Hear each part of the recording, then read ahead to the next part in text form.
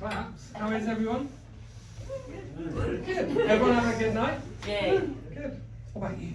Justin? Oh, good. Good. What's your name? Otto.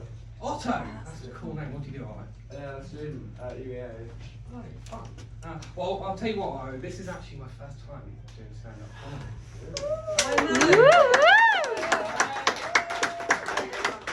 That's what the workshop's all about, obviously. So yeah, first time doing stand-up comedy. I was speaking to some of the comedians backstage. They said, what you want to do is you want to pick somebody out of the crowd to direct all your jokes at. Yeah. And that person, for the rest of my night, will be known as the victim. Oh. You probably wonder what a victim's job is. You don't have to do anything, sit just there, looking all pretty. All you have to do every now and then is just smile while I do this. Nonce. That's it. Every now and then, I might call you a nonce. Obviously, we know that you're not. We know that you're not a real nonce. Obviously, there's two types of nonces. For those who don't know, there's the first type. They're the bad ones. That's why everyone thinks they're not being vile creatures. The second type, though, maybe don't even like kids. Some of them. The second type of nonces, well, they are. For example, if you put milk in your tea before the water, you're a nonce. If you've got a perm and you drive a Corsa,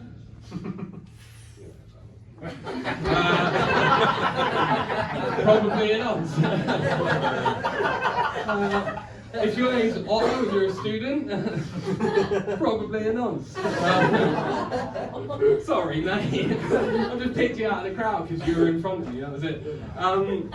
There's a lot of very famous celebrity nonces as well, obviously.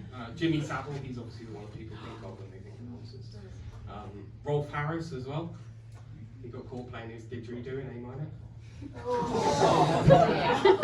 Sorry, that's a proper fucking joke. A lot of these celebrity nonces, though, they took a lot of limelight off of the original celebrity nonce. Anyone want to have a guess who that is? Could have been. No, I'm not that clever. It was Michael Jackson. When I was growing up, there was only one celebrity nonce, and that was Jacko. The thing is, as well, is there was a lot of jokes going about Michael Jackson when I was in school. My favourite one was, what has 8 legs and doesn't touch kids? The Jackson 4. That was my favourite. That was my favourite Michael Jackson joke. When he died, though, a lot of kids gathered at the gates of Neverland. You know, the police had to let them out, obviously. I've only got about 6 minutes up here, by the way. I spent the first 3 of them talking about nonsense. That's my first ever stand-up. I'll tell you a little bit about myself. A lot of people think I look intimidating. A lot of people think I look scary. Not you guys, obviously you've heard me speak now, but I'm 6 foot tall, I've got a big beard, I've got a lot of tattoos. So a lot of people find this look intimidating, especially the older generation as well. The older generation can find this look a little bit scary. But do you have any tattoos? No. You don't have any tattoos? There's a stigma that comes with having tattoos though, Otto. The stigma, essentially, they could scare people. People with tattoos used to make people feel scared. And now, they just make people lattes. Hipsters have taken over tattoos. They've also taken over mustaches, which ironically used to belong to the nonces. They used I mean, to be fair, if you've got a mustache, you're either a hipster or a nonce. Yeah, sorry, mate. Yeah, if you've got, you're rubbing your lip there, you're like... What are you, to be fair? You've got all this stuff. I got a full beard, though. Yeah, yeah, I might shave this bit off for the next show and make that joke about myself. Not a nonce. Just to make that clear. So yeah, like the thing is, you're either a nonce or a hipster, and so essentially you either like a vegan skinny macchiato or a day pass to your local primary school. I've just turned 33 years old. I like to tell people that this is my Jesus year. Yeah, Jesus died when he was 33. Yeah, when he was brutally murdered. 2,000 years ago. He died. The Son of God died for my sins. And that is why I like to take cocaine and fuck prostitutes. I don't want his death to be for nothing. What I love most about that joke as well is that my pregnant fiance is at the back of the room. This would be a nice night out, but instead she has to listen to me do jokes about fucking prostitutes.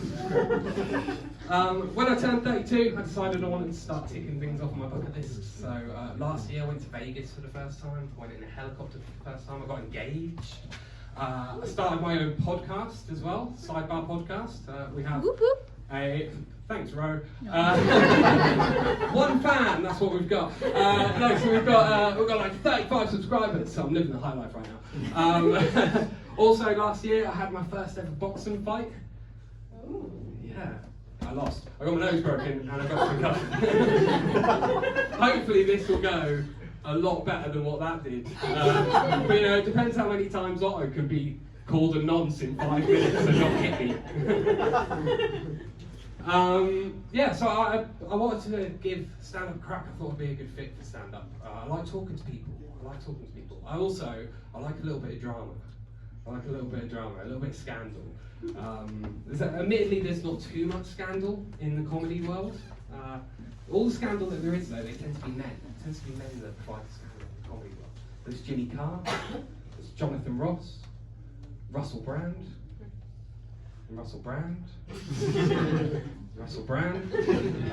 There's Joel Dommett as well. Does everyone know who Joel Dommett is? Yeah, comedian.